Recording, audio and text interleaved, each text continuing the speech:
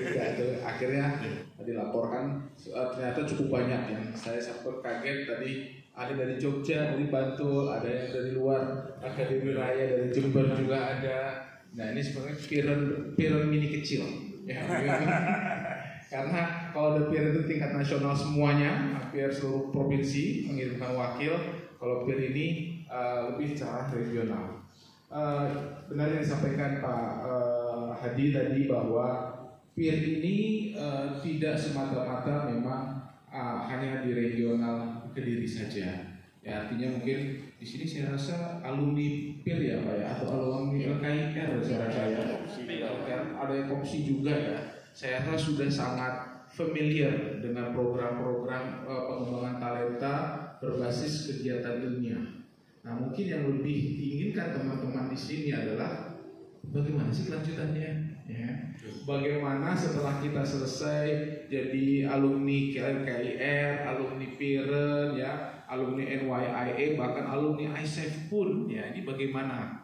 Nah, kami di Direktorat Manajemen Talenta, di sini ada Mbak Rindrin dan Pak Budi yang luar biasa. Pada kesempatan kali ini mungkin timnya berdua saja yang hadir Pak ya, kita ada 8 orang ya, kita bergantian. Jadi sebenarnya adalah bagaimana kita menyiapkan program-program lanjutan. Yang insya Allah kita sampaikan juga yang paling penting adalah bagaimana adik-adik rekan-rekan ini semua bisa tetap nanti pada waktunya. Kenapa saya sebut pada waktunya? Karena BRIN ini ya, BRIN ini Badan Riset Inovasi Nasional ini, kalau tadi Pak Adi sampaikan, LIPI-nya mana sih? BPPT mana? Kita mungkin kenal LIPI, LAPAN, BPPT, Batan, Kemenristek dulu. Sekarang mau berlebur, semua sudah tidak ada. Yang ada hanya Badan Riset Inovasi Nasional. Ditambah semua lembaga litbang atau badan-badan litbang yang ada di kementerian lembaga. Itu semua bergabung di bawah BRIN. Jadi ya sekedar informasi saja, 15.000 sekarang pegawai kita dan terus bertambah. Ya 15.000, kementerian ini cukup besar, 15.000 nih. Ya. Nah jadi dan di BRIN itu sendiri ya perlu saya sampaikan, yang ini paling kunci satu, ada 12 organisasi riset. Kenapa saya sebutkan organisasi riset ini penting? Karena ini adalah nanti pintu masuk bagi adik-adik semua untuk berkolaborasi riset.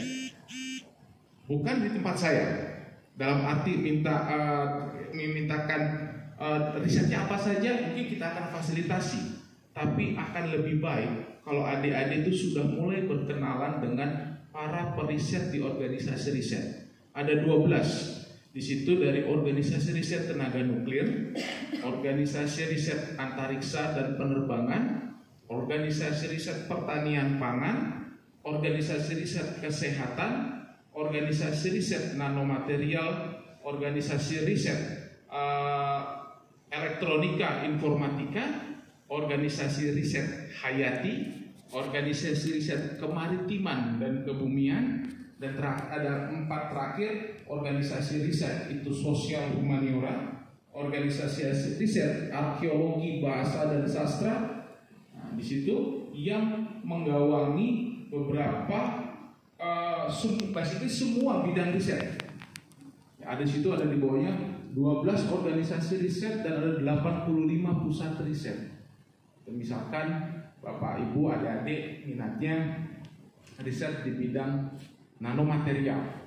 Nah, adik-adik itu kemudian bersilaturahmi ke pusat-pusat riset yang memang menggawangi riset nanomaterial. Untuk apa? Berdiskusi.